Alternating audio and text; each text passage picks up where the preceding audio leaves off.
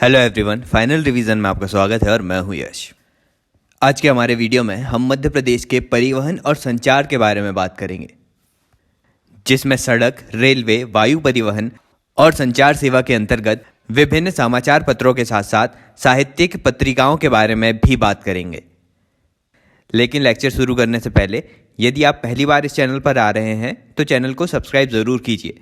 अभी बहुत से कंटेंट आने बाकी हैं। चलिए अब टाइम ना वेस्ट करते हुए लेक्चर स्टार्ट करते हैं। तो शुरुआत करते हैं सड़क परिवहन से। तो एमपी में बस स्टैंड्स के उन्नयन के लिए Madhya Pradesh intercity transport authority का गठन किया गया है।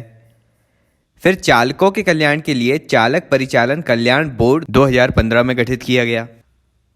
अब सड़क परिवहन के कुछ आंकड़ों की बात करें तो मध्य प्रदेश में प्रति 100 वर्ग किलोमीटर पर कुल पक्की सड़कों की लंबाई 31 किलोमीटर है। एमपी का सर्वाधिक सड़क घनत्व वाला जिला सतना है, जबकि सर्वाधिक सड़कें सीधी में उपस्थित हैं। प्रदेश का सबसे लंबा राष्ट्रीय राजमार्ग नेशनल हाईवे 3 है, NH3, जो आगरा से मुंबई तक का है। इसकी कुल लंबाई 717 किलोमीटर है। और यहाँ का सबसे छोटा राष्ट्रीय राजमार्ग 339B न्यू है, जिसकी लंबाई 9 किलोमीटर है। यह बमिथा से खजुराहो तक है। अब सड़कों की दृष्टि से मध्य प्रदेश का देश में 15वां स्थान है। इसके अलावा NH44 प्रदेश का दूसरा सर्वाधिक लंबा राष्ट्रीय मार्ग है, जिसकी लंबाई 511 किलोमीटर है। अब मध्य प्रदेश सड़क परिवहन निगम की स्थापना 1962 में की गई थी, जिसे वर्तमान में समाप्त कर दिया गया है। चलिए अब मध्य प्रदेश में रेल मार्गों के बारे में बात करें तो मध्य प्रदेश में रेलवे का इतिहास करीब 140 साल पुराना है। इसकी सर्वप्रथम जानकारी सुल्तान जहां बेगम की किताब गोहर ए इकबाल से मिलती है। अब एमपी में सर्वप्रथम वर्ष 1867 में पहला रेल मार्ग इलाहाबाद जबलपुर के मध्य प्रारंभ हुआ था, जिसके माध्यम से 1 अगस्त 1867 को कलकत्ता इलाहाबाद ईस्ट इंडिया रेलगाड़ी जबलपुर पहुंची थी। और फिर पश्चिम की ओर से great India peninsula rail Bombay से प्रारंभ होकर इटारसी 1 जनवरी 1870 को पहुंची थी। आगे जबलपुर गोंदिया रेल मार्ग 1906 में शुरू हुआ। इसका नाम सतपुड़ा ब्रांच रखा गया है। अब 1868 में जब मध्य भारत में रेलवे नहीं थी, तब भोपाल और इटारसी के बीच ब्रांच लाइन बिछाने के लिए सुल्तान जहां बेगम ने 35 लाख रुपए का योगदान दिया था। फिर वर्ष 1869 में तुकोजी राव होलकर द्वितीय के प्रयासों से खंडवा इंदौर रेल लाइन का निर्माण हुआ। अब रेलवे के इतिहास से हटकर कुछ अन्य फैक्ट की बात करें तो होशंगाबाद जिले का इटारसी रेलवे जंक्शन मध्य प्रदेश का सबसे बड़ा रेलवे जंक्शन है। पश्चिम मध्य रेलवे जोन के अंतर्गत आने वाले इटारसी जंक्शन से प्रतिदिन 300 से अधिक ट्रेनें गुजरती हैं। देश में स्थित 17 रेलवे जोन्स में से पश्चिम मध्य रेलवे का मुख्यालय जबलपुर में स्थित है। यह वर्ष 1998 में रेलवे जोन मुख्यालय घोषित हुआ था और 1 अप्रैल 2003 से कार्यशील हुआ। अब एमपी में रेलवे से संबंधित विभिन्न संस्थाओं की यदि बात करें तो मध्य प्रदेश में एकमात्र रेलवे जोन 1998 में पश्चिम मध्य रेलवे के नाम से जबलपुर में स्थापित किया गया है। रेलवे स्लीपर बनाने का कारखाना बनखेड़ी बुधनी में है और नवीनतम स्लीपर कारखाना झाबुआ में प्रस्तावित है। रेलवे भर्ती बोर्ड का मुख्यालय भोपाल में स्थित है। रेलवे ट्रैक्शन या electric engine BHEL Bhopal Piplani में स्थित है। रेलवे स्प्रिंग बनाने का कारखाना सिथौली ग्वालियर में स्थित है। वैगन रिपेयर वर्कशॉप सतना में है। डीजल लोकोमोटिव कारखाना इंदौर और विदिशा में है और इसका तीसरा कारखाना सीहोर के शेरपुर में निर्माणाधीन है। इसके अलावा इलेक्ट्रिक और डीजल लोको सेट कटनी और इटारसी में है। कोच रिपेयर वर्कशॉप निसातपुरा भोपाल में स्थित है।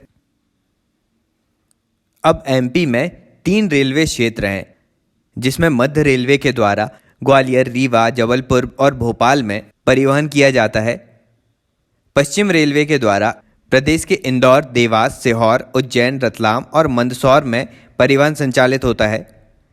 फिर दक्षिण पूर्वी रेलवे के द्वारा शहडोल, छिंदवाड़ा, बालाघाट, सिवनी आदि जिलों में परिवहन होता है। आगे प्रदेश के रेल सेवा आयोग और रेल सेवा विभाग का मुख्यालय भोपाल में स्थित है। मध्य प्रदेश में भोपाल से दिल्ली चलने वाली भोपाल एक्सप्रेस ISO 9001 प्रमाण पत्र प्राप्त करने वाली देश की पहली ट्रेन है। भोपाल के हबीबगंज रेलवे स्टेशन को ISO 9001 से सर्टिफाई किया गया है। अब मध्य प्रदेश से गुजरने वाले कुछ रेल मार्ग इस प्रकार हैं। पहला है दिल्ली आगरा ग्वालियर भोपाल इटारसी मुंबई रेल मार्ग। दूसरा है दिल्ली रतलाम नागदा मुंबई रेल मार्ग। तीसरा है मुंबई इटारसी जबलपुर कटनी कोलकाता रेल मार्ग। फोर्थ है मुंबई इटारसी जबलपुर कटनी इलाहाबाद रेल मार्ग। और फिफ्थ आता है दिल्ली मुंबई बीना भोपाल इटारसी हैदराबाद चेन्नई रेल मार्ग। चलिए अब मध्य प्रदेश के वायु परिवहन की बात करते हैं।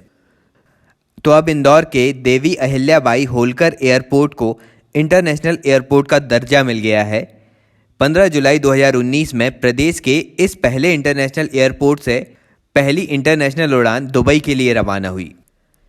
अब मध्य प्रदेश के प्रमुख 5 शहर भोपाल, इंदौर, ग्वालियर, खजुराहो और जबलपुर विमान सेवाओं से जुड़े हुए हैं और इनमें जेट एयरवेज और इंडियन एयरलाइंस की विमान सुविधा उपलब्ध है। मध्य प्रदेश के 52 जिलों में से 24 जिलों में विमानतल एवं हवाई पट्टियां हैं। अब राज्य का एकमात्र सैनिक हवाई अड्डा ग्वालियर के महाराजपुर में स्थित है। अब मध्य प्रदेश में कुल 26 हवाई पट्टियां हैं, जिसमें 10 राष्ट्रीय वायु सेवा के लिए हैं।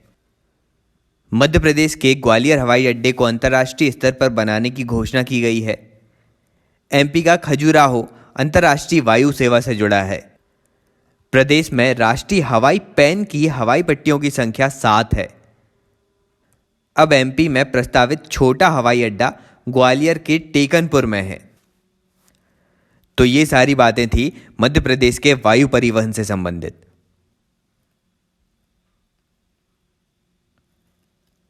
चलिए अब आगे संचार सेवाओं की बात करते हैं। इसके अंतर्गत माना जाता है कि सन 1856 में सबसे पहले राज्य के भोपाल और जबलपुर में टेलीफोन सुविधाएं उपलब्ध हुईं।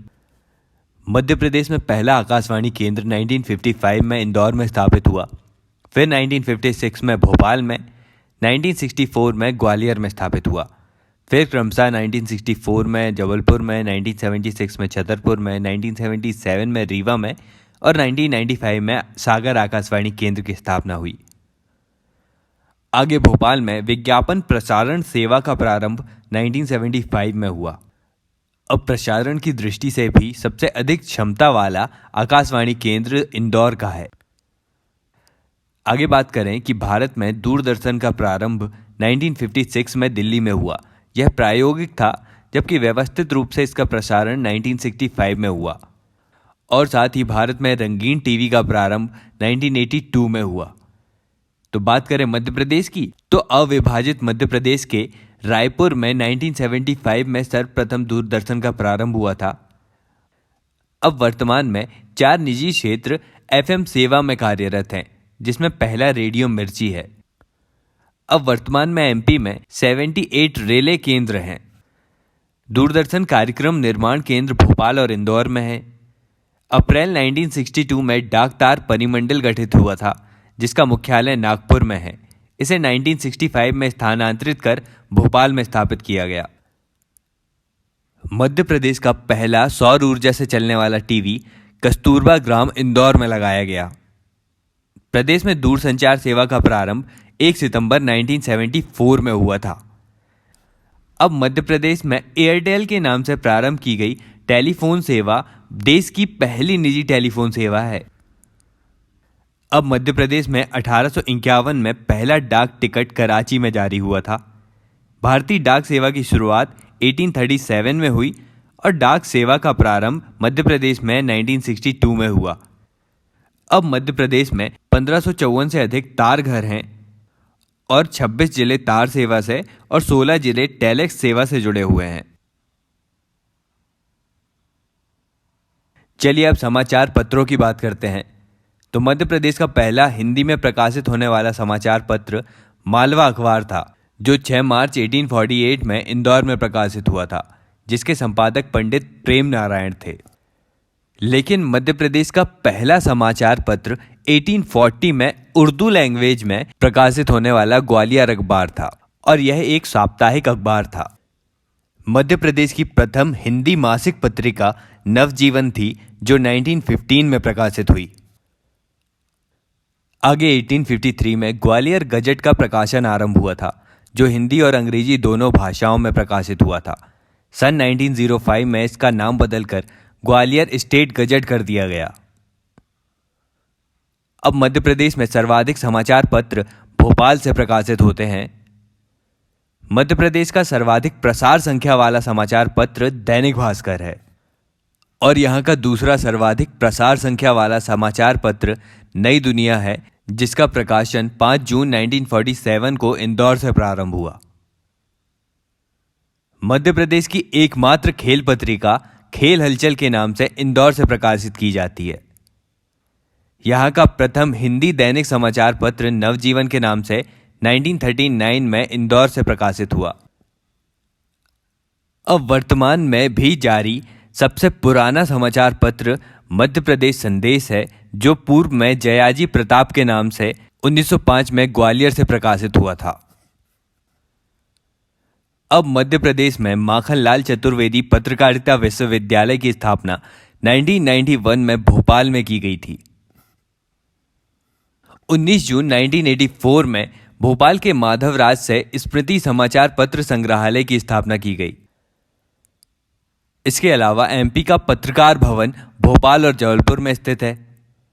प्रदेश में पत्रकारों के दो संगठन हैं, एक मध्य प्रदेश श्रमजीवी पत्रकार संघ और दूसरा मध्य प्रदेश आंचलिक पत्रकार संघ।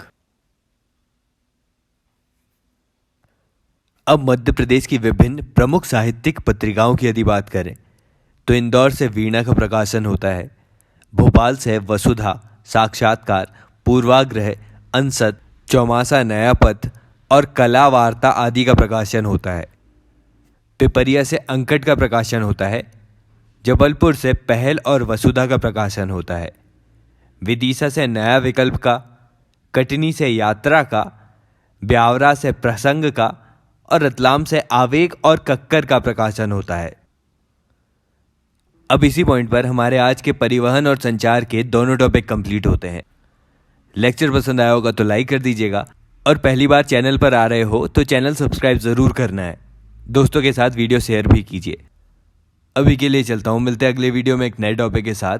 Thank you so much for listening.